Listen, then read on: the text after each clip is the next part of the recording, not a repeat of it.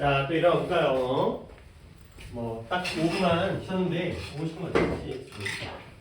후딱하고 가면 되는 거라서 더 쉬는 시간을 드리는 거보다 잠깐 더 쉬었으니까 다시 이어서하겠습니다.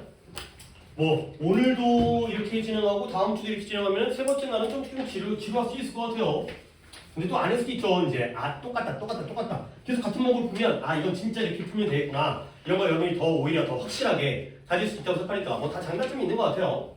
30번 난이도의 기복이 심해요. 그러니까 쉬운 건 쉽고 어려운 건 어려워요. 그러니까 쉬운 건 뭐냐면 이 밑줄 친 부분에 1번, 2번, 3번, 4번, 5번의 밑줄 친 부분의 힌트가 그 문장 안에 있으면 그 자체에서 답이 나오는 경우는 쉽죠. 근데 그게 아니라 멀리 떨어져 있거나 그런 경우가 이제 어려운 유형이에요. 그러니까 어떨 때는 물론 지문 자체 난이도도 있겠지만 유형적으로 힌트가 가까운 데 있느냐 아니면 멀리 있느냐 그 멀리도 뒤쪽에 있느냐 여기까지는 보류 그 다음에 뒤를 더 읽어봐야 돼. 그러다 보면 어려워지잖아요. 이제 이것도 헷갈리는데 이것도 모르겠고 이것도 모르겠으면 머릿속에서 혼란이 생기기 때문에 결국 난이도가 어떨 땐 쉽고 어떨 땐 어렵기 때문에 거기다가 이제 두 문항이잖아요. 30번이 쉬웠는데 42번은 어려울 수도 있고요. 또는 그 반대일 수도 있고요. 그러니까 딱 접근하기가 좀 곤란한 부분이에요. 빈칸 어려운 거 알고 접근하잖아. 그렇죠? 18번 쉽다는 거 알고 접근하는데 요약도 쉽다는 거 알고 접근하는데 어휘는 어떨 땐 쉽고 어떨 땐 어렵기 때문에 상황에 따라서 포기할 수도 없지만 또 그렇다고 매달리기도 쉽지 않은 그런 유형이 되겠어요. 일단 하지만 똑같아요. 이게 어휘는 1번 보기가 나오기 전에 터픽이 나와요. 핵심 터픽이 숨겨져 있는 게 아니라 이거는 뭐에 대한 글이다 를 알려주고요. 그리고 그 토픽에 대해서 또 우리는 맥락을 따라가야 되는 거예요. 플러스 마이너스와 대조관계를 찾아보시고요. 그런데 또 하나의 이제 실전적인 요령은 여기가 뭔가 찝찝해 뭔가 찝찝해 그럴 때는 어떻게 한다? 거기다가 반대 어휘를 갖다가 집어넣는 걸로 확인하는 거예요. 애매하게 왠지 이상한 데가 아니라 여기다가 반대말을 집어넣었을 때 그게 더 말이 되느냐 그걸로 판단하시는 겁니다. 결국 우리는 이 3번 해보는 거예요. 글이 쉽고 어렵고에 따라서는 접근하는 방법이 다를 수 있겠지만 마지막 2, 3번은 언제든 우리가 해볼 수 있는 거기 때문에 글 전체의 내용이 이해가 안 되는데 거기만 또 하필이면 어려워서 이해가 안 되는데 거기만 딱 하필이면 반대말을 집어넣었을 때 말이 돼갖고 맞출 수도 있거든요. 그러니까 아예 포기할 수는 없다는 거지. 두 문제나 나오는데 자 시작해보겠습니다. 좀 어려운 거 같기도 해요. 내용이 좀 어려워요. 갑니다.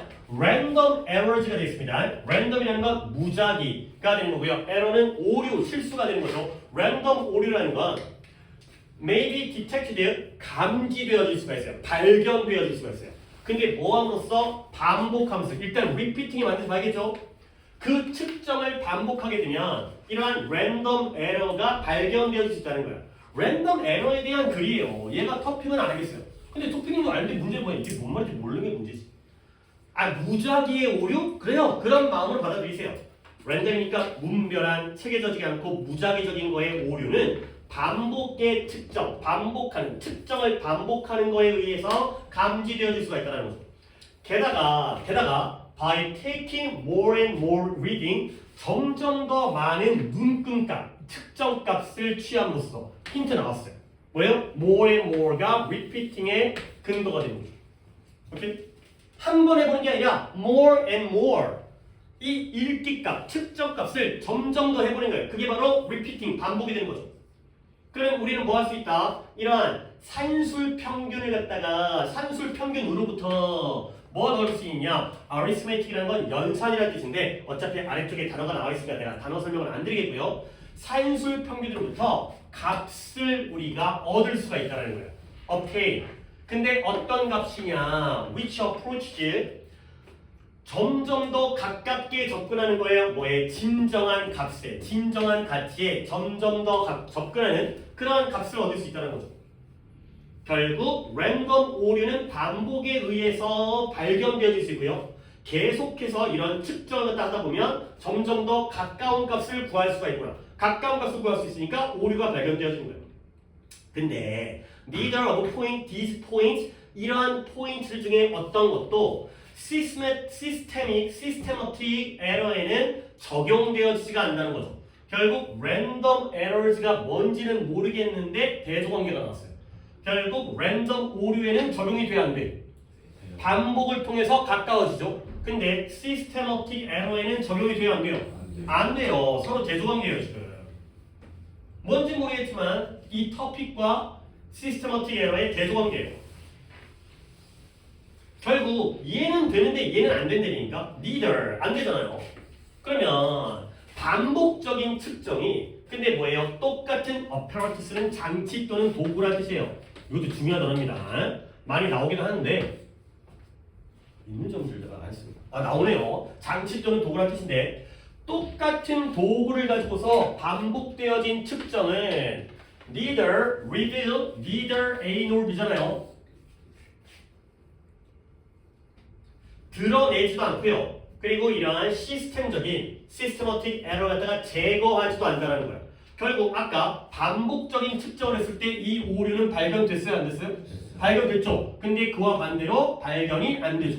드러내지 않죠. 괜찮다는 거야. 여기였기 때문에. 힌트가 여기였기 때문에 neither true이기 때문에 여기에 reveal 드러내지 않는다는 거죠. 이건 되는데 이게 안 되는 거예요.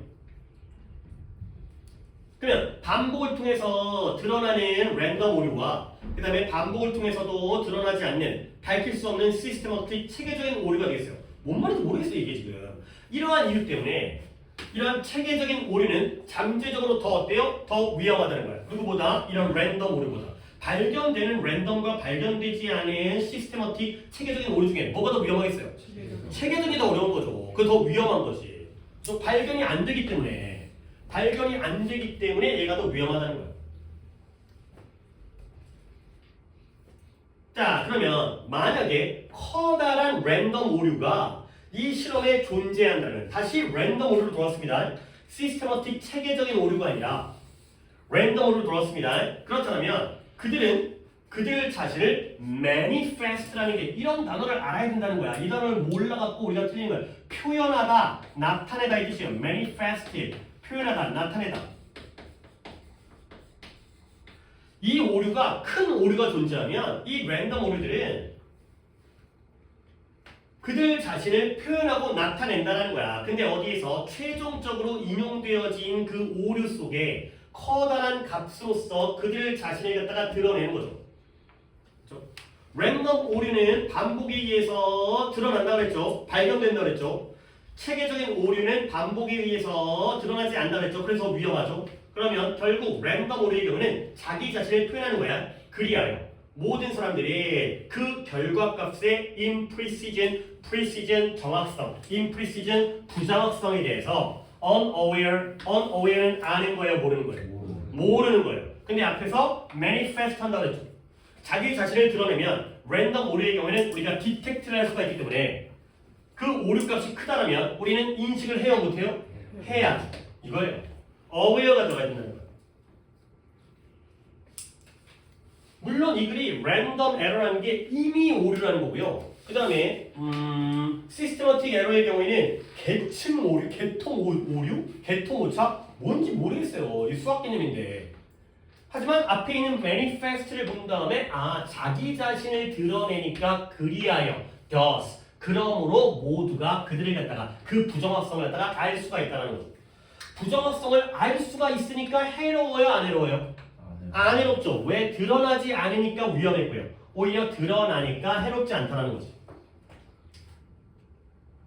근데 뭘 제외하고는 아마도 그 이고 자아죠, 자아. 나의 자아, 자존심 자아. 실험자의 자아를 제외하고는. 근데 어떤 실험자의 자아예요? 언제냐면 어느 누구도 그 또는 그녀의 그 결과값을 알아차리지 못할 때 실수가 남들이 모를 때에는 아무런 문제가 안 생겨요. 근데 내가 오류를 했구나. 자기 자신이 자존심이 상하는 거죠. 내가 실수했구나. 나만 알아, 나만. 내가 틀렸다는 걸 나만 알아. 그러니까 내가 이렇게 병신이니까 근데 남들이 몰라. 그렇죠? 그러니까 결국 아무런 해로움이 드러나지 않는다는 거야. 나만 아니까. 근데 그러나 또 한 번에 그러나죠. 그러나 감춰진 존재 누구의 이런 체계적인 오류는 숨겨져 있다고 했죠. 체계적인 오류에 물론 이가 계통 오차라는 전문 용어지만 우리는 그딴 걸 모른다니까. 랜덤과 시스템어틱의 반대 대조관계만 알면 되는 거야. 얘는 드러나고 얘는 감춰져 있고 드러나지 않고. 그래서 이 감춰진 conceal 감춰진 존재가 뭘 이끈다? 겉으로 볼 때는 apparently 5번이 좀 어렵다. apparent라는 게 겉보기. 체계적 오류의 경우에는 겉으로는 드러나 안 드러나? 안 드러나. 숨겨져 있단 말이야. 그러니까 겉으로 보기에는 그 결과값이 어때요? reliable 믿을 수가 있죠. 겉으로는 드러나자니까 이게 올바른 오류, 올바른 거래, 오류가 없네. 이럴 수 있다는 거지. 근데 어떨 때에는 그것이 작게 추정되어진 오류일 때는 별게 아닌 게 주어질 때는 근데 실제로는 알고 보면 그건 심각하게 잘못되어져 있다. 오히려 더 위험할 수가 있다. 5번이 좀 어려운데요. 그러니까 대소관계니까 랜덤 에러부터 글이 시작하는데 이 30번 좀 어려웠어요. 이걸 내용을 이해하려고 들기 시작하면 한두 끝도 없는 거였어요. 하지만 우리의 방법은 랜덤 에러라는 게 뭔가 키워드구나. 근데 여기서부터 힌트를 잡기 시작하는 거죠. 반복에 의해서 탐지가 되고요. 점점 더 많은 문구값이 나오게 되면 값을 얻게 되는 거예요. 근데 반대로 시스테머틱 에러의 경우에는 이런 것들이 이런 포인트가 적용이 안 돼요. 똑같은 걸로 측정해도 그 오류를 갖다가 체계적인 오류는 시스테머틱 오류는 드러낼 수가 없다는 거죠. 그러니까 더 위험하고요. 근데 랜덤 오류의 경우에는 자기 자신을 드러내니까 우리는 모두가 다 그 부정확성을 그 결과값의 부정확성을 인식할 수 있고요. 근데 다시 한번 거꾸로 돌아와서 시스테머틱의 경우에는 숨겨져 있기 때문에 겉으로 볼 때는 어떻다? 믿을 만하다. 근데 알고 보면 실제로는 좀 더 어떻다? 심각하게 더 잘못되어 있다가 된다는 거죠. 어렵죠. 하지만 이게 읽으면서 어려운지 아닌지 처음부터 알 수는 없기 때문에 이 방법을 그대로 계속 반복해 주시면 되겠습니다. 오케이? 끊을게요. 인제야 끊어라.